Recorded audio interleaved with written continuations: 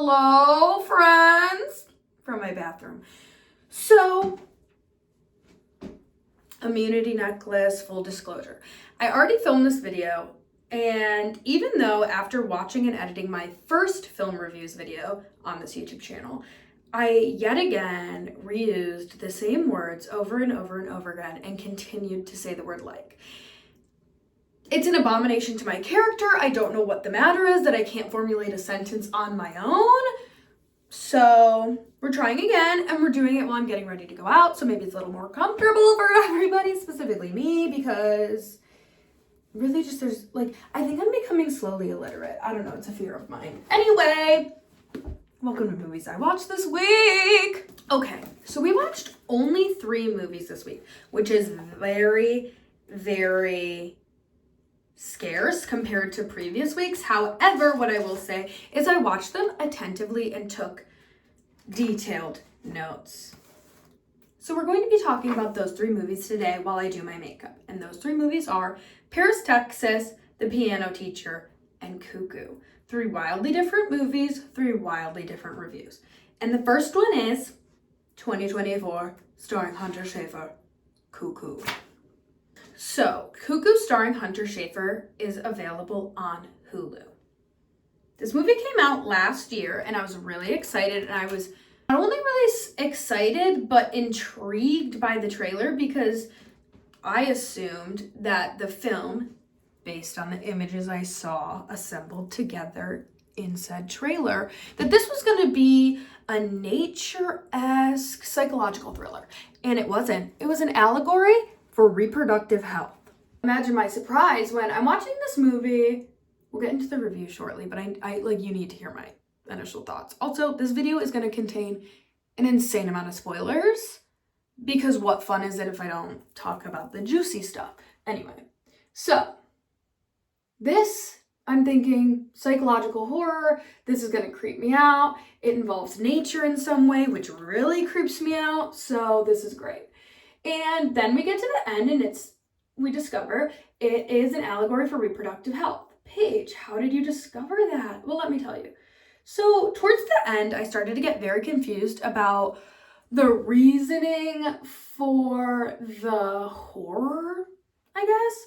I was very confused. I was like, did I miss something? Did I go to the bathroom? Did I look away for a second and miss an entire major plot point in this film? What's going on? It was at the part where the woman had been chasing Hunter Schafer and she made her way into this file cabinet library room, and the 2 guys are shooting at each other, and then Alma is hiding for her life, communicating with Hunter Schafer. And I'm like, have we answered the question of what's going on yet? Because we're fast approaching the end of this film, and the breaks, I can't find them. It was a lot. It was a lot. And I still didn't fully understand it, so guilty as charged. I Googled it, and it was an allegory for reproductive health in a sense, with the way that they took Alma and her mother to essentially use them for breeding because they had special gifts like cuckoo birds, which they mention in the film. So they totally give that foreshadowing, but I didn't pick up on that truthfully. So now let's get into the nitty gritty. Okay, aside from Hunter Schafer's performance, I wasn't in love with this film, which is kind of devastating for me because I love neon and I love horror. But Hunter Schafer, standalone, phenomenal actress, as we know. Anytime she's on a bike, she's going to deliver, just like she does in Euphoria. So I knew that was going to be good. And then let me look up his name. I have my computer right in front of me. Let's pull this up so we can get people's names and info. Okay. By the way, it was directed by Tillman Singer. Okay. Eric Cohen, played by Dan Stevens, who I recognized immediately from Abigail. I thought the cinematography was stunning. It was so visually stimulating. Every time they showed the trees or the glottal of that woman's neck, it was so visceral. It reminded me a lot of Blink Twice, directed by Zoe Kravitz. That movie was so visceral in memory because it had to be. This movie was similar in that way, but in the sense of hearing and feeling anxiety and fear brew in your chest. Let's get into my notes and break this down a little bit, because there are aspects of the film that I love. There were certain shots that I thought were just incredibly creative. I loved the costume design of Gretchen. I thought the head wrap and the practicality of her carrying a butterfly knife was so interesting, especially because halfway through the film, you know, she has a broken arm. And so the only thing she can really do is use her one hand for something. You can't really like get a gun properly, contrary to movies. So she has this butterfly knife that she uses as her weapon. And I thought the practicality of her costume design and her choice of weapon and her constantly having headphones on was just so interesting that the ending did leave me a little disappointed. I rated it 3 stars, which I don't think is terrible. There was one scene, my favorite shot in the whole film was when Hunter Schafer takes that butterfly knife and stabs the hooded evil woman, and the blood splatters on what would be Hunter Schafer, but it splatters on the lens, and it was just a gorgeous composition. Like, I loved it so much. The reproductive allegories being a wolf in sheep's clothing. This happened with Immaculate earlier in 2024. I was so excited for this movie. It's a religious horror starring Sydney Sweeney. Big fan of Sydney Sweeney. And I thought this is going to be so interesting, so good. It's going to be like a creepy Catholic story. And then it was an allegory for reproductive health by having this priest artificially inseminate, kind of, Sydney Sweeney into thinking that she's the next Virgin Mary, so they could get more faith in the Catholic Church and basically like trick her into believing that she was the next Virgin Mary because she had a near-death experience once in her life. I'm so sorry. Way to trick me. That was a full bait and switch, and that's kind of what happened with Cuckoo now, the more that I've processed it, because I watched it a week ago, so now, or last week, I don't know what day it is, but I've given myself time to process it, and then I'm just getting kind of like frustrated about the whole thing. I don't know. It's just like, if you're gonna do something like that, like an allegory for something, do it in a way that's not been done before. Like, I Saw the TV Glow was a beautiful allegory for queerness and sexual identity, orientation, trans people, trans identity, and just, it was done in such a mind-bending, uncomfortable way that it stuck with me ever since I saw it. Using reproductive health in cinema to reflect the times of society as horror does would be great if it was something that wasn't so on the nose, like kidnapping women for breeding. I just am kind of over it, especially when it's like could become a reality. Anywho, it's okay. The mirror's right here. It's okay to dislike things. It's okay to disagree with me. Okay, the next movie I watched, Paris, Texas, available on HBO Max or Max, or whatever you want to call it. Is my makeup blended? Can you guys let me know? So I watched Paris, Texas. I kind of went in blind, which I love doing, especially with movies that get critical acclaim, because it's like the first time I ever saw Fight Club, I genuinely believed that it was a movie about a bunch of fighters in a basement. I thought it was going to be kind of queer, but I wasn't expecting what unfolded before my eyes. Paris, Texas, I thought was going to be kind of like Buffalo 66 in relation to Travis and Jane. From all the pictures I'd seen were Travis and Jane, so I thought it was this tumultuous love story, maybe a little bit of Blue Valentine. It was more of an exploration of the Mojave Desert and the psyche as you uncover 4 years of memory that you buried deep within yourself.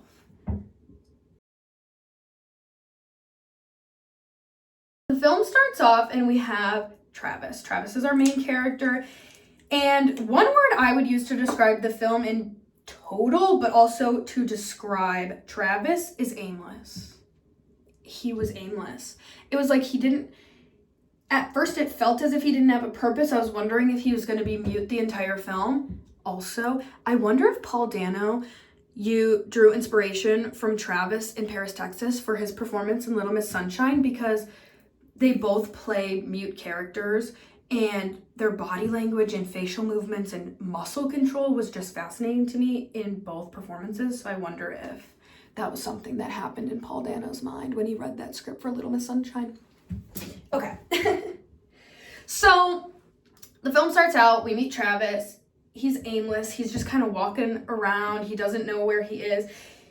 He doesn't really know who he is, and his brother comes and finds him. And very quickly we realize that he's been missing for 4 years, and his brother kind of gave up on him, which is a crazy thing to say when you just reunite with your brother and you're like, I kind of gave up on you, buddy, not gonna lie. Ooh, super awkward we're meeting though. Hey, I hope everything's well. And there's a specific moment I wrote down. That's when they're sitting in a diner and Travis's brother says to him that they are taking care of his son, Hunter.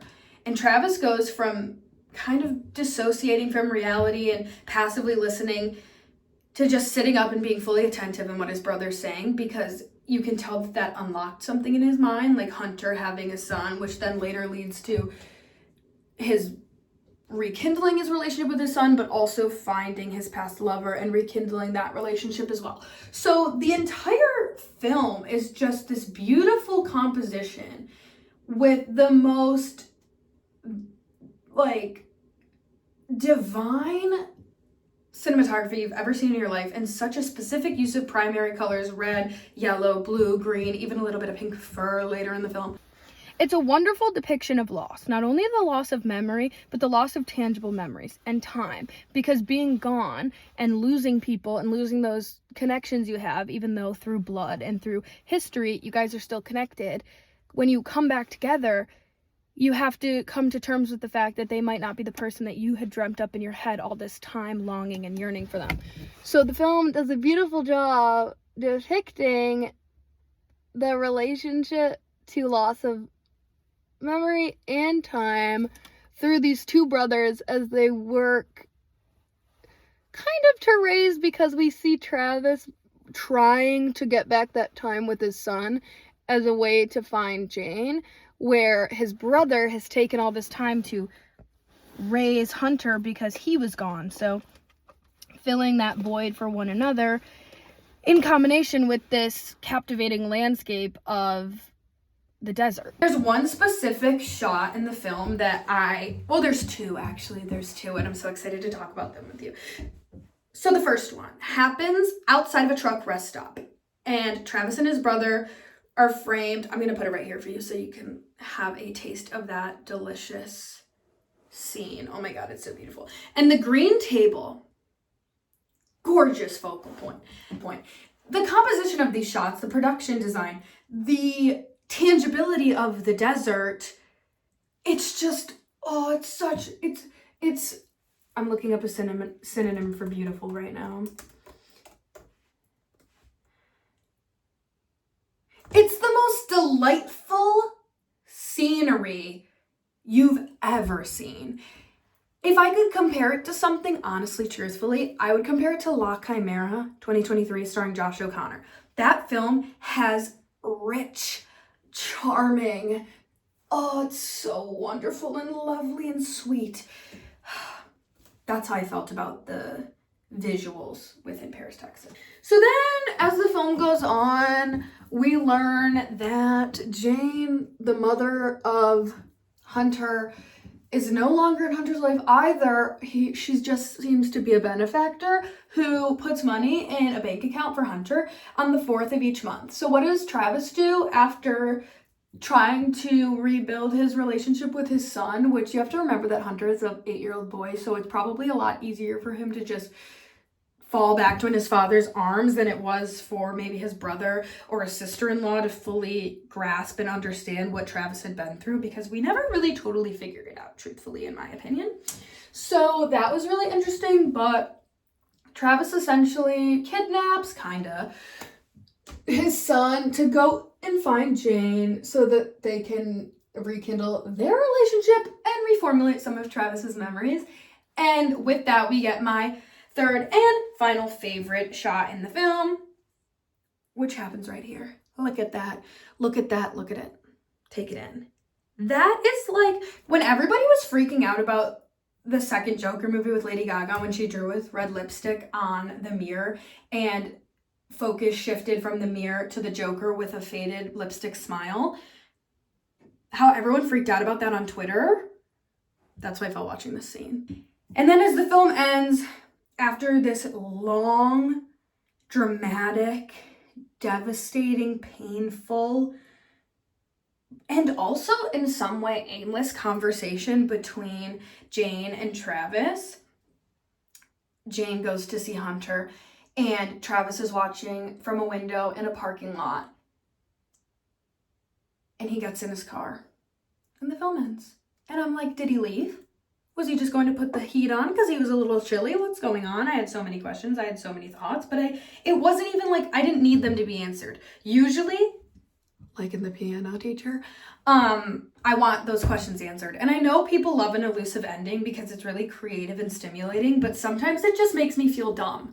It makes me feel dumb because I went to school and I studied film. And how did I not grasp that? It makes me feel dumb. I know it's a personal issue, but I rated Paris, Texas 4 out of 5, and I was gonna give it a 5, but I just didn't feel it in my heart and soul, and honestly, that's okay. I want to specifically talk about the piano teacher and its comparisons to The Secretary, which came out a year later in 2002 and is available on Tubi. So I watched The Piano Teacher because I saw so many people talking about it, especially with Baby Girl coming out this past Christmas. I've heard a lot of talk about The Piano Teacher, and I was thinking, okay, Piano Teacher, Baby Girl, Secretary, like they're like Secretary, right? They're about women with these specific sexual desires and boundaries and intimacy and trauma and all of that put together, and the complexities of sexual partnership and relationship, yada yada yada yada yada yada yada. And it was, but the third act, those last 20 minutes, traumatized me, and I didn't like it. I didn't like it at all. So let's talk about it. From the very beginning of this film, I knew that I was gonna feel that for my girl Erica. It felt like she just lived this life of sorrow and being dissatisfied with her situation and herself. Like, you know how in Hamilton he's like, or Angelica sings later in the Reynolds pamphlet, never gonna be satisfied, I hope you're satisfied. Okay, that's what it felt like. It just felt like she was never gonna be happy with her life, no matter how many things she did to try and change it, especially trying to create this relationship with Mr. Clever, who I loathe entirely. I'm not going to give you the entire plot summary of the film because I want you to watch it and make your own assumptions, but this film dives into similar themes like in The Secretary and Baby Girl about boundaries, power dynamics within sexual relationships, contracts, boundaries, I already said that, consent in relationships, and where the sexual relationship exists. Is it only in the bedroom? Is it at the workplace? Is it here? Is it here? When does this stop? When does this begin? Kind of notion, which happens as well in Secretary. However, what doesn't happen in Secretary is the last 20 minutes of the piano. I don't even know how to speak about it. Like, it was an emotional roller coaster. The entire thing was an emotional roller coaster. Emotional roller coaster because we go from slowly discovering Erica and what she's all about to watching her be just broken down and battered in front of us to a shell of a human being, which she already kind of was in the beginning of the film. So it was sad to watch her slowly digress. I don't know. The ending was a hard watch, I won't lie. And I was really rooting for Mr. Clemmer and Erica to have a romantic relationship. And then suddenly I was no longer rooting for that. And I really, really, really would like to know what that was about. Like, what a choice. One scene specifically in this film happens when Erica brings Mr. Clemmer back to her house where she lives with her mother and shares a bed with her mother. So it's very clear that she has a codependent relationship, and her mother is very uncomfortable by her bringing a man back because the shame, not only to the neighborhood of like bringing a man into your home, but her mother being ashamed because they have this codependent relationship that is similar to that of Black Swan. It reminded me a lot of that. Mother living vicariously through her daughter and her talents in Black Swan, that being ballet and this being piano. But she pulls a box out from under her bed with lingerie and rope and like sexual equipment. And I don't know if this was alluded to, but had she done it before? Because I got the vibe that she hadn't done this before.